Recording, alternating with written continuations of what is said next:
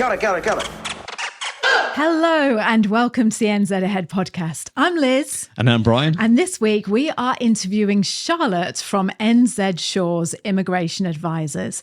And she's going to be talking to us all about the student visa pathway into New Zealand. Yeah, you don't have to be a little backpacker, do you, Liz? No, you don't. And this is something... Over the year, we have seen more and more people come through our community who are actually studying. And I've been thinking, how are they doing that? You know, how are they all coming over as students when they're not to be like married rude, with kids? Not young, Yeah. So Charlotte is here today to just open the lid on this brilliant avenue of getting over to New Zealand by studying. So she That's talks... it. You do a master's degree, up to 3-4 years of study, all on a visa, and then get a little job and then hopefully get some residency. Yeah, well, as long as it's a little job, Brian, not a big job, that's the it. main thing. But a little jobby. But she talks all about the cost, Immigration New Zealand, how, you know, what courses they're looking for. She goes into such great detail. And at the end of the show, we also talk about the entrepreneur visa as well, because someone asked about that. So if you are thinking of coming to New Zealand and you are interested in the option of coming over as a student, you're going to absolutely love this episode. And don't forget, Charlotte often talks throughout the interview about the Slack group. Now, unless you've been under a rock for the last couple of years, you will know that we have got a private community of people all doing what you're doing, which is making their dream of moving to New Zealand a reality. And Charlotte and her team are part of our community. So they're there on hand to give advice, to tell you everything about immigration. And it's just absolutely wonderful. So when you hear her talk about the Slack community or the community, that is what she's talking about. And to get to that community or find out more information about that community, you can take our free 5-day video guide by going to www.nzahead.com/free. You sign up there, you take the free 5-day videos, and on day 5, we give you more information about joining this brilliantly wonderful, friendliest in the world community that there ever has been, filled with people who are all doing what you want to do, and that is move to New Zealand. Yeah, and so when you get here, will be able to say as well, dub instead of www. Go on, Bri, say it, because you love saying that. Yeah, nzahead.com/free. There you go. And that'll get you the free 5-day videos. But until then, don't leave now, because we are going to have the best interview with Charlotte from NZ Shores. Absolutely lovely, lovely lady. You're going to find out all about the entry into New Zealand using the student visa. So let's jump on in and talk to Charlotte. Got it. Welcome to the NZ Ahead podcast. Everything you need to know about moving to and living in New Zealand. There's a whole world here. So nice to be with you again. We call it Aotearoa around here, bro. You'll be right. We are your hosts, Liz and Brian. Amazing New Zealand in the southern seas. See, that's where I belong. That's home. Good morning, Charlotte from NZ Shores Immigration Advisors. We're so excited to have you back on the podcast this morning with us. Thanks for having me, guys. Super excited to be back chatting with you. And I love engaging with your community as well. So really privileged to be here. Oh, thanks, Charlotte. And we're here to talk, we're going to jump straight in because there's so much to cover. We're here to talk about the student visa pathway, coming over to New Zealand as a student, which I'm so excited to find out about this. As I said to you off air a minute ago, I always thought that coming over as a student was if you're an 18 with a backpack, but that is not the case, is it? So we're going to be jumping in and finding out what this option is and how it opens up your access to get to New Zealand, whether or not you can bring family, are the INZ fussy about what you can study, and just lots more other things like that. And also at the end of the episode, I've got a question from a member of our YouTube community who wants to know about the entrepreneurial visa as well, coming over to New Zealand when you're location independent. So we've got lots to cover. If we just jump straight on in and you tell us what the student visa pathway looks like, that would be great. Absolutely. So in some cases, it is 18-year-olds with a backpack being sent off to the other side of the world by their parents. So we do get a few of those, but for the most part, it's actually people who are older. Typically, we see people sort of late 30s plus who use it as a tool to get to New Zealand, often easier than what it is to migrate through that that skilled migrant pathway. The beauty about the student visa pathway is you can effectively decide, all right, I want to be in New Zealand by this date. You can pick a course, you can pick a semester, and then you can arrive into New Zealand as planned. It takes away a lot of that uncertainty with securing a job offer, because as anyone who's migrated on the basis of a job offer will know, you don't know when that job offer is going to come. It could come at any time, and then suddenly your life's kind of thrown into a sense of craziness while you're busy applying for visas, and it could take 3 months, it could take 12, and you just don't know what that time frame looks like. So a lot of the people we deal with, they will say, right, I want to be in New Zealand in February 2025, so they can work to that timeline. They can move with their families often, which I'll go into a bit more depth, but it does also open up often a really straightforward pathway to residency, which for most people is their end goal. Right. You're saying that if you are living in the UK or anywhere in the world and you think, I want to move to New Zealand with my family, you can just think, right, okay, well, I'm going to go to a university and I'm going to study. Like recently we had someone on here that was studying to be a chef. I'm going to study to be a chef or anything else.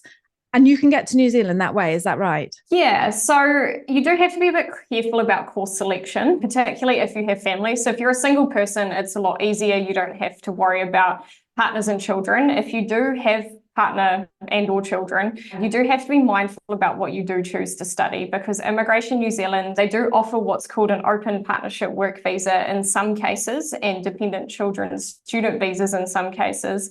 But it all comes down to course selection. So that's where you have to be a bit particular. So your chef person, they would be fine if they were coming on their own, or if they were happy for their family to just hang out in New Zealand on visitor visas. But if they were wanting someone, you know, their partner to come and live and work as well, and their children to attend school, they would have to look at a qualification at a higher threshold, or a qualification which immigration has deemed as being on the green list. The green list is basically a long-term skill shortage list. It's a bunch of qualifications which immigration have determined as leading to a pathway to residency for people in those areas of skill shortage. In some cases, you could come and study a lower level qualification, such as a diploma, or sometimes even a trade qualification, but it is a little bit harder to kind of marry those up often. But if you have a bachelor's degree already, you can come into New Zealand and study a master's. You can get that master's within about 12 months, and your family can come with you and get those full rights. It's not the most straightforward thing to explain, but it's definitely possible depending on what your preference is as a person, I guess. You know, you said about February, because I mean, a lot of people think, oh, September's the start of the academic year, but obviously February is here. Does it have to be February, March, or can you just jump in at any time? You can jump in at any semester start date if that's what the courses offer. So quite often February is, you know, our typical, if you're a New Zealand student, you've graduated high school, February would be when you would start university. Most universities or education providers generally offer at least 2, if not 3 start dates. So we've got semester 1, which is February, March, typically, semester 2, which is generally about that July, August timeframe. And then some education providers will also offer like a summer school entry date, and that's normally about November. It does depend on the course, and it does depend on the education provider. I had a case last week where this particular course that a person wanted to start only had a February start date. So we looked around for different education providers that had different start dates, and that's what we then found a better option to suit when they wanted to travel. Right, I've got a bunch of questions before we jump in, because now my brain's going, right, first question, is there any age limit to like being a student? No, so you can come and study at any point in your life. You could be 80 years old and decide you want to turn up and study. So there's no age limit. But obviously, if you are looking for a pathway to residency, then you do need to still generally be under that age of 56 when you apply for resident. You then work backwards from there. So if you were coming to study a 12-month master's, you probably wouldn't want to be any older than sort of 52, 53 when you're starting that course, to then allow enough time for you to then work in New Zealand to then be able to apply for residence. At 56, that cutoff date. Yeah. It's really exciting. That is so exciting, because this just opens up another gateway into New Zealand. Can you just give me an example of like what would be a good course to study? If you're saying, like, oh yeah, there's some of the bit are lower and all that, but what would be, if you really wanted to be accepted and think, right, yeah, that would be my way in, What sort of courses would I be looking at to study? So it comes down to, it has to be a natural progression normally of what either your work experience or previous qualifications are. So typically, Immigration New Zealand wouldn't approve you to go and study a Master of Tourism, for example, if your entire background has been as a scientist. So in that situation, they'd want to say, all right, well, you've worked in this particular role and this would then benefit you, would be a natural progression to what that work experience or previous qualifications are. You do have to be a little bit careful. We have had some success with people coming in and studying completely random things. I recently had a real estate agent who I think he was part of your Slack group. Oh, really? He was a real estate agent in the US and then decided he really wanted to be a teacher. So we went through that process and we got him enrolled in that Bachelor of Teaching. But we did have to provide a justification around it as to why has he been doing one thing for the last 10 years and now suddenly he wants to do another. That justification is often easier if it is an area of skill shortage. So teachers are in demand in New Zealand, so we can kind of build a story around that to say, well, actually, he's going to fulfill a really important need once he's qualified. But if it's not an area of skill shortage, it does become harder to make that justification. Part of what we do is we would look at a person's work experience and their qualification history and say, all right, this is what's going to be the most logical option for you. And then we map out that pathway from there. So just on that point, so you said not been a teacher before. So then you come over as a student, you then train to be a teacher. How long do you have to be a teacher for before you could get residency? So again, that's a little bit case dependent. So in that particular teacher's example, once he'd done a Bachelor of Teaching, he'd then be able to apply for residence within 12 to 24 months because teachers are on the green list. Primary school teachers are on tier 2, so they can apply for residence after 24 months of working in New Zealand. Secondary school teachers are just being bumped up to tier 1 of the green list from May. So that's another big change that's coming. We could probably do a whole nother podcast on that. Then they'd be able to apply for residency straight away if they wanted to, or they could wait if they wanted to. So again, it kind of depends on what your qualification is and then what your pathway to residency is. So the skilled migrant category, just to throw in another curveball, if you come and study a bachelor's degree in New Zealand that's not on that green list, you could apply for residence after 3 years of working here.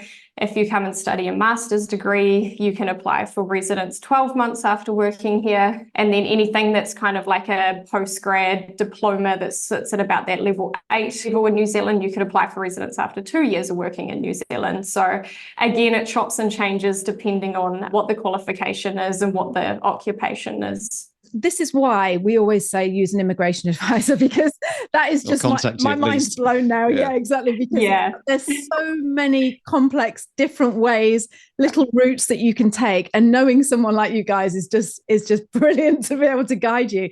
And on that subject, so I know this is a bit nosy and you don't have to reveal anything, but I mean, I don't know who you're talking about on our Slack group because everything is confidential with you.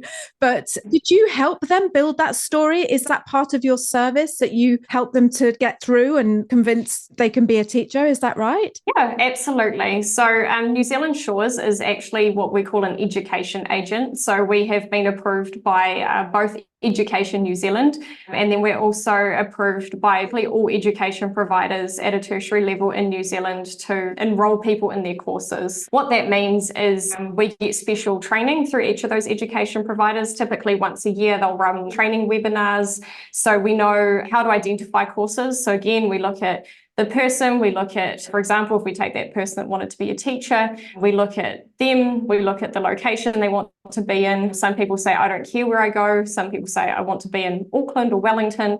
So then we drill down another level. We look at the education providers in that area and we say, all right, these are your options.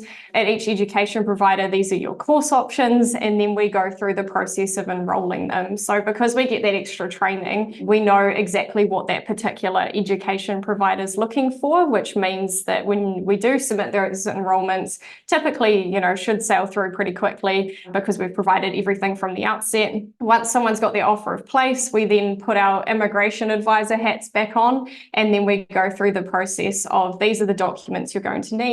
If there are extra justifications needed around why you're studying a particular course, we will help write those letters. We obviously review them, say, great, or no, you need to add a bit more detail. And then we submit the applications to Immigration New Zealand with all of that information required and then manage it through till completion. So student visas can be a bit of a tricky one. Immigration are very harsh on them. If you don't dot your I's and cross your T's exactly as they want to, they will actually decline them outright. They're not giving anyone a chance to respond at the moment. It is really important that you line up all of those, factors perfectly to make sure that your application will be approved. That's where using someone like us comes as a highly recommended option. Yes.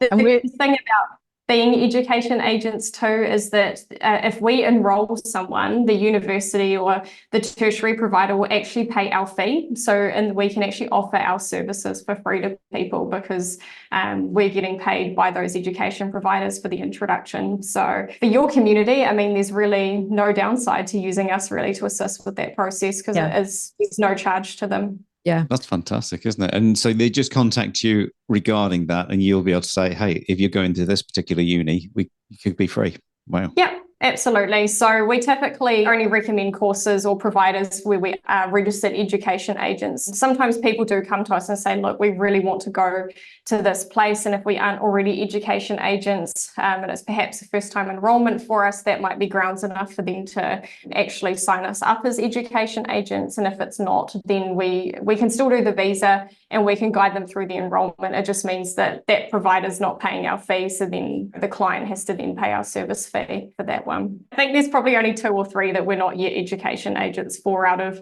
all of the polytechnics and private tertiary providers and the universities. So 9 times out of 10, our service would 100% be free. As an international student, are there different prices between, say, 2 of the most popular courses? What's the difference in price for overseas students at the moment? Pricing does, particularly with universities, pricing does vary between universities. For example, Auckland University, often a really attractive option for international students, and they do know that, so their pricing often sits a little bit higher. But generally, the fees are quite close. When you are coming to study as an international student, the money side of it is definitely the biggest factor.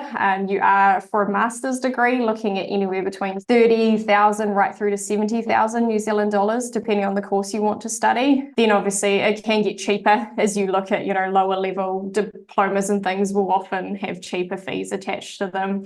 In New Zealand, we have what's called Te Pukenga. So that is, it's basically an umbrella organisation run by the government, which has pulled in all of the polytechnics and private tertiary organisations under it. We used to find cheaper courses a lot easier, but because that big umbrella now exists, the pricing's quite similar. But our new government's talking about pulling that apart again and handing back individual governance to each of those organisations. So it'll be an interesting 12 months to see what happens on the fees side.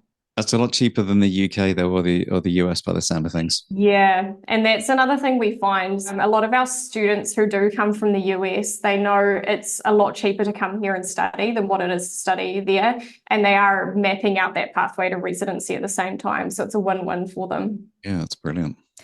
So going back to the money side, did they pay for this? So that 30,000, so it's going to cost 30,000, they pay for that, don't they? Yeah. So if you want to come and study in New Zealand, that cost is on you, unless you can get a scholarship through whoever you decide to study with. You do also have to, on top of your course fees, Immigration New Zealand do want you to prove that you've got, if it's just you coming, you have to provide evidence you've got an additional 20,000 New Zealand dollars in terms of support funds. And if you've got a family coming with you, you have to show another 4,000. So it could be an additional 24,000 on top of the fees. So if it is a $30,000 master's course, you then have to provide either evidence that you've got 50,000 or 54,000 New Zealand dollars. And immigration are really finicky about where that money comes from. A big portion of approving the documentation with student visas is showing that trail of funds. So that's, we spend a lot of time looking at people's bank statements to show where did this money come from? How long's it been there? Is immigration going to question? And occasionally we have to, say to people, look, sorry, we have to wait 3 months or 6 months to show that you've got those funds in your account, because after that 3 to 6 month period, immigration stops asking questions about where the money came from. So you haven't just borrowed it for 5 minutes sort of thing. And Yeah. So is that $4,000 for the family? Is that $4,000 a year? That's not much, is it? Yeah. 4 kids. Is that per person or is that just like for the whole family? Oh, it's the whole family. So if you had a family of six, it would just be that $4,000. Imagine feeding our two on $4,000 a year. Yeah, a day. I wish, yeah. Exactly. I was just going to say, if your partner is able to get that open work visa, then obviously the partner can work full time. And then on student visas, you are allowed to work part-time during semester and then full-time during holidays. So you still have the ability to earn an income while you are studying as well. That's good. And what's part-time? Is that 20 hours or something, or 40 hours? Yeah, 20 hours per week, the maximum during semester. And then, during semester breaks, you're able to work full-time as many hours as you like. That's good. And that's on anything you want to do? Like just buy absolutely. Like that? Yeah. Yep, you could work in a supermarket, or you could go and get a job that's relevant to what you're studying. You've got full flexibility. I've had a few students who've spent their time driving for Uber, whatever you want to do. Yeah, that's great that you can do that, isn't it? And you can work and get some brilliant. extra money coming in. Yeah. So what are the top things to study? What would you say are the top things to come over to New Zealand and study? And that's probably a bit of a tough one. We see people studying everything. If you really are wanting a fast-tracked pathway to residency, ideally you would come and study a master's degree of any description. But then again, anything that's deemed a skill shortage in New Zealand, you're going to have an easier time of getting that student visa issued. So if people want to know what those areas of skill shortage are, rather than me trying to rattle off, I think there's about 200 occupations on there now. Rather than me trying to remember all of those, you can Google Immigration New Zealand Green List, and it will actually give you a whole list online that you can look and drill down into that as well. Okay, so let's just start a little story. So just give me one of the things on the list that's low, that we can't get people over here to do. Just name one of the things. Top of my head, something like a diploma in construction management. So that would be a really good option that gets you onto that tier 1 of the green list, which means that as soon as you'd finished your course, got a job offer, you could apply for residency straight away. Right. Okay. So say I'm over in the UK then, and I'm working as a plumber, and I've done a bit of helping my friend out, manage the guys and everything like that, but I can't get a job in New Zealand. I've got 50 grand in the bank, or let's just say 60, because that'll just cover me, and I can't get a job. But now I found out that I can go to Auckland University and study to be a construction manager. You're going to look at my background and go, well, Liz, I know you've been a plumber for the last 25 years, but you have done a bit of management. So I reckon we could get you into this course. Yep. I can then come to New Zealand. I can pay my fees. I can bring my family. I've proved that I've got the money. I'm not 56. I'm only 28 actually. And how many years been just had a hard life. And I come to New Zealand. I bring my family. Tell me now how I go about. How do I stay in New Zealand forever? How do I go from doing my course to getting my visa and never leaving because I love it so much? Yep. So if you were coming, for example, to study that diploma in construction management, so you do your course, which would be about 12 months, you then get what's called a post-study work visa. So post-study work visas are available to anyone who comes and studies in New Zealand. If you're studying below degree level, so diploma level 6 is below degree level, you will get a post-study work visa, which is the equivalent duration of your study. If you're studying a bachelor's degree, you will get, again, it could be a 3-year bachelor's degree, you'll get a post-study work visa for anywhere between 1 to 3 years, depending on the qualification. If you're studying a master's or a PhD, then you get a 3-year post-study work visa, regardless of the type of qualification.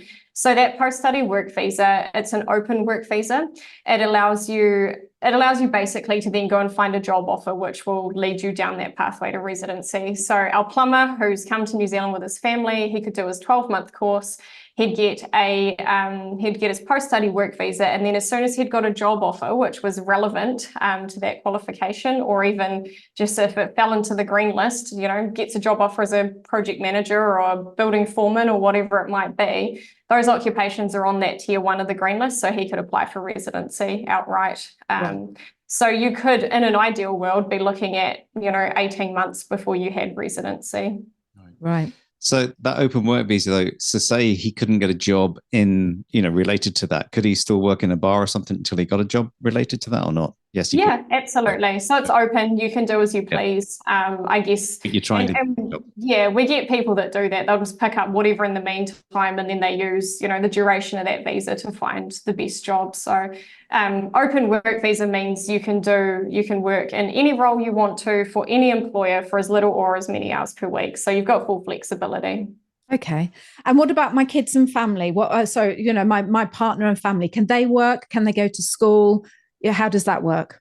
Yeah, so in that particular scenario with the plumber, because his qualification was relevant to the green list and it's deemed an approved qualification, in that right, his partner would get an open work visa as well. So, they can do what they want. Again, work, not work, be self-employed, work for as little or as many hours per week. And then the children are able to attend school as domestic students. So public school in New Zealand, and pay generally about $100 to $200 per child per year. So it's a school donation. So education is virtually free in that scenario for your children. That's fantastic. Have we not asked anything that you would like to say further on this topic before we leave it? Have we covered everything, or is there anything you need to say? I think the only other thing I would say that becomes an option, this is another thing we've seen a number of people doing. Sometimes the person that comes and studies isn't necessarily always the person who will be the best candidate for residency. So I had a case recently where the wife had a bachelor's degree, so we opted for her to come and study a master's. The husband was highly skilled in the ICT space and would fall under tier 1 of the green list. So what we did, they decided, they were a classic example. We want to live in, I think they came to Hamilton actually. They wanted to live in Hamilton. They wanted to be in New Zealand by this date. So we picked out the course. She came and studied, and he actually then went and got a job offer in his relevant field. And we then applied for straight to residence while she was still studying. So the whole family got residence before she'd even finished her course. So again, we can kind of pick and choose as to what's going to be the best pathway for the entire family. Immigration New Zealand won't bat their eyelids if the partner applies for residence, but if you're the student and you come to New Zealand and you say, I'm coming to study, and then partway through that course, you suddenly drop out, get a job and apply for residency, they will ask questions. So that's just something to be mindful of. Yes, it's a really awesome pathway to get you to residence, but if immigration do define that, when you're applying for residence, that you weren't genuine in your intention with that student visa, they will actually then raise big questions with the processing of the residency. So we do get the odd inquiry where someone's turned up, started their course, said, oh no, I've got a job and now I want to apply for residence. Well, actually, you probably should finish your course, because otherwise they could decline your residence for not entering New Zealand in genuine intent. Bit dodgy, that, isn't it? It can be. Yeah. I mean, it kind of depends. Like if you were a nurse and you came to study a Master of Nursing and then perhaps got a job and applied for residence, they might not scrutinise you as much because, hey, we really need nurses. But if you were our plumber, for example, they probably would take a bit of a harsher stance on you. Is that I've got a friend who's over here from India at the moment, he works in a bar, and he did what they call PIMS, which I think is is like management type for hospitality and stuff. So what's his chances of getting residency over here? Would that be quite high, or would that be pretty tricky? It would depend on the course he studied. So if he came in and studied like a Bachelor of Tourism, for example, which I think PIMS do offer, he would then just need to get what's deemed a skilled role. So it could be manager of a restaurant, or it could be a management level role in like a hotel or something. And then after working in New Zealand for 3 years, he'd be able to apply. So yeah, that's definitely options. Yeah, I'll give him that advice. Maybe get hold of you or something as well. Yeah, I can let him know. Take a quick look and say, hey, this is what you need to do. All right, that'd be great. Before we move on to our entrepreneur question that we had from someone from Swipe Room on YouTube, I just wanted to say, because again, this is playing on my mind, because you said earlier, oh, INZ, they're really, really strict with the student visas. Like, they won't mess about. Why is that? Why do they feel like that about the student visas? Honestly, we don't know. It seems to be at massive odds with what government's trying to achieve at the moment. So pre-COVID, international students and international education was actually, I think it was our third biggest export industry. And someone will probably correct me on that, but it was definitely up there. It used to bring in a lot of money for New Zealand. And we're not sure what's happened in the last few years for immigration to take such a harsh stance on it. It's a bit odd because in the media, and we hear about these universities who haven't had a lot of international students back, and they really need the money to start coming back in so they can keep offering courses and hiring more staff. And we've got the government saying we want more international students, and then we've got a disconnect where immigration, if there's one little thing missing with that application, they'll just decline it. So they're not even like a work visa, for example. If there's a document missing, they'll say, hey, look, can you just provide this? But we don't know why they're taking such a harsh stance. But we have 3 student visa specialists in-house with New Zealand Shores, and they haven't had a decline yet. And I think some of our clients get really frustrated because sometimes there's a lot of back and forth of, this is exactly what your bank statements need to show, and this is the duration of evidence we need to provide. And I think people get a bit frustrated because it probably feels like we're being a bit overzealous, but it's just so important. If they decline the visas, well, you're not getting that money back. We're really, really careful about getting that right from the outset. Yeah. Right. Yeah.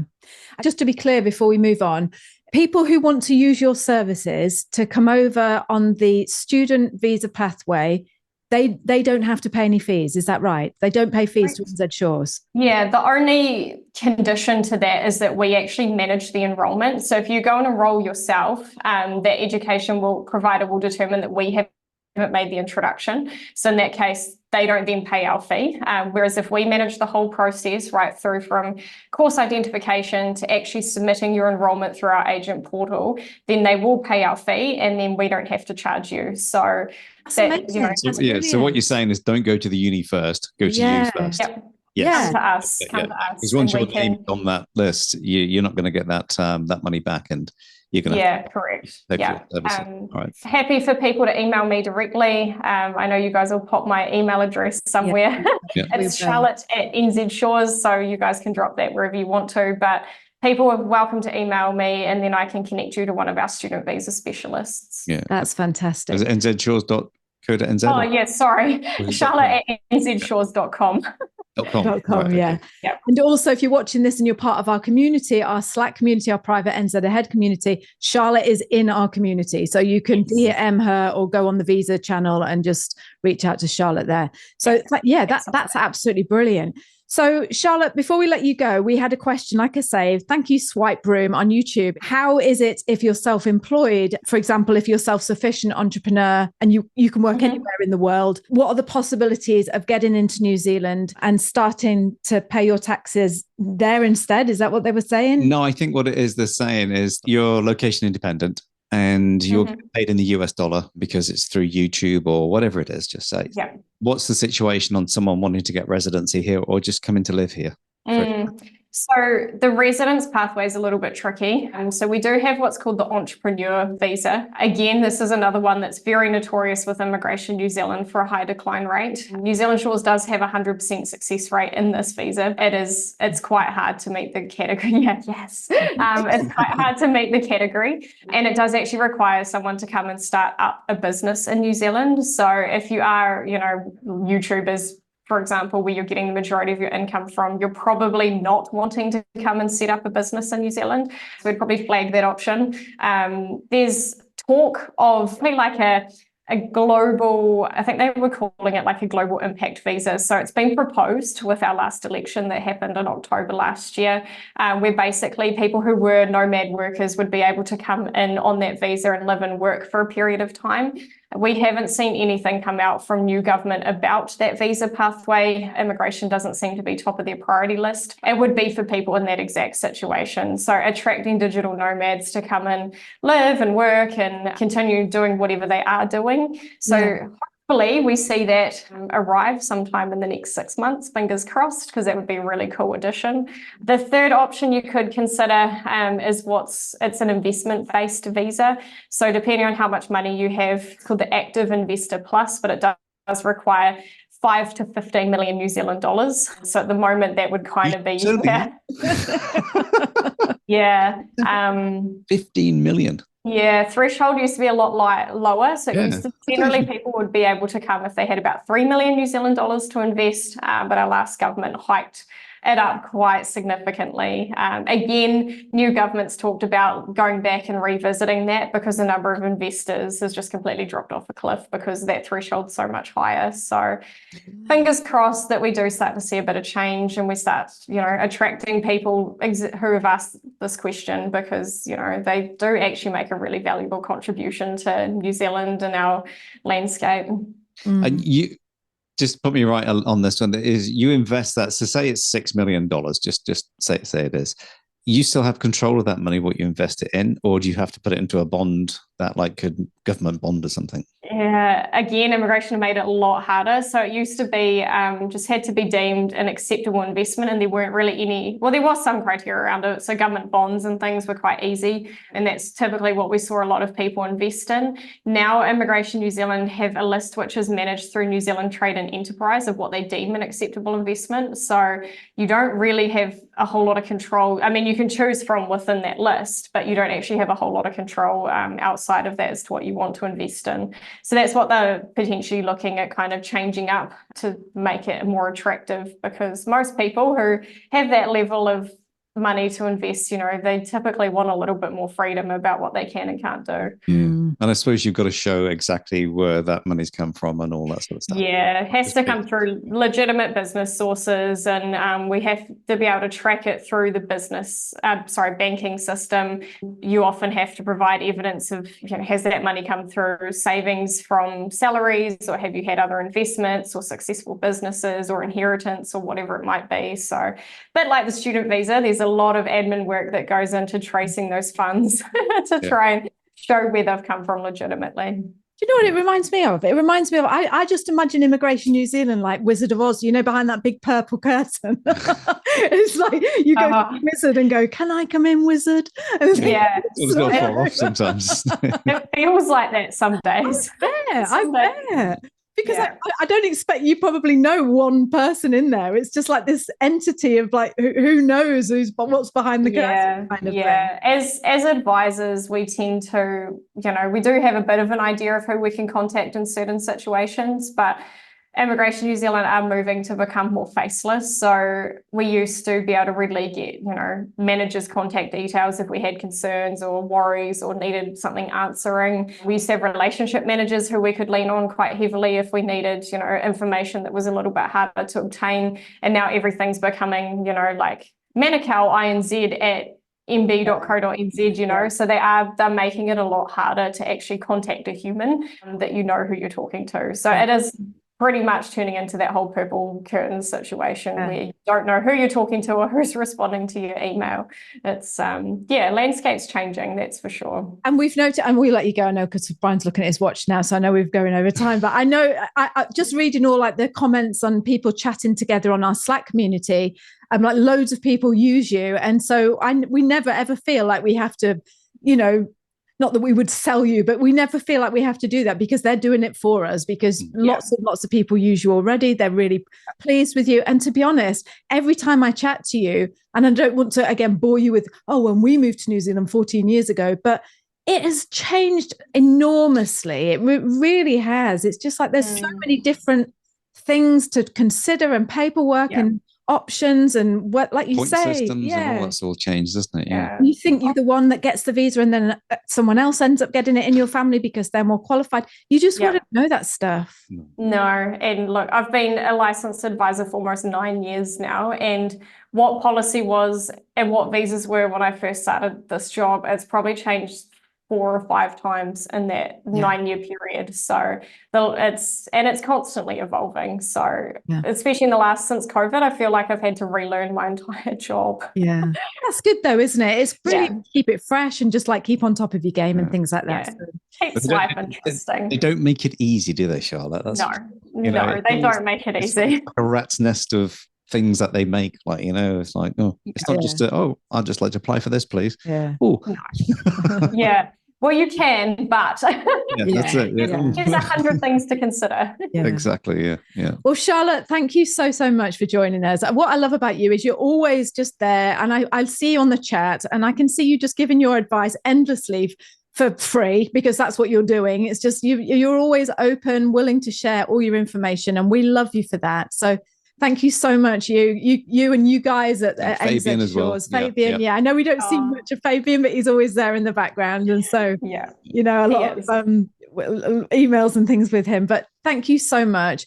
And people who want to reach out to you, just say your email again. We will put it in the description below, but just say your email. Yeah, so it's charlotte@nzshores.com. So yeah, please reach out. More than happy to, if someone's got any questions about migration, they're not sure what their pathway is, even if, regardless of whether it's student visas or coming as a skilled migrant or an investor, more than happy to answer any questions that people have had. So just drop in that you've been watching these podcasts or YouTube channels, or you're in the Slack group, and I'll make sure I know exactly who you are and happy to help. Brilliant. Thank you so much, Charlotte. That's all right. Day, and thanks again for joining us. You too. Thanks, guys. Oh, bye. Thanks very much. Bye. Thank you so much for joining us on the podcast this week. We have loved having you here with us. If you love this week's show, please share this with your friends. Send it to anybody you know that wants to think about moving to New Zealand, and get on over here yourself. And tell them how brilliant it is as well. And also, if you haven't signed up for our free 5-day video guide showing you what life is like, really like, in New Zealand, then go over to the website and sign up. You are missing out. This is brilliant. Go over to www.nzahead.com/free, and we will send you 5 days worth of videos about what life is like in New Zealand. You are going to love it. So one more time, that website that you need to sign up for the free 5-day guide is www.nzahead.com/free. So we're going to see you next week. Until then, have a great week, and we'll speak to you soon. Bye. Bye. Say bye, girl. Bye. Bye.